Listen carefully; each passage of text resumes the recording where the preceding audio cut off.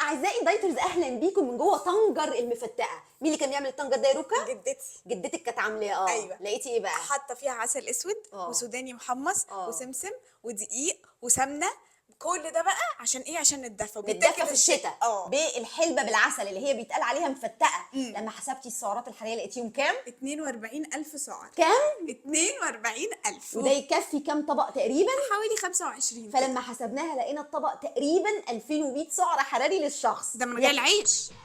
هما بيتاكل بالعيش؟ ايوه، بياكلوه ازاي بقى؟ قولي لنا. بنغمس، مش بتعمل سندوتشات، بتغمس في الطبق. نحط الرغيف الفينو يتسخن كده وبعدين طيب الرغيف خلص والطبق لسه مليان، نقوم جايبين رغيف تاني. طيب الطبق خلص والرغيف لسه موجود، نملى الطبق تاني.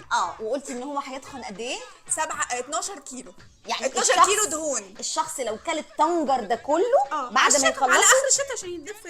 هيتخن 12 كيلو دهون. هنطلع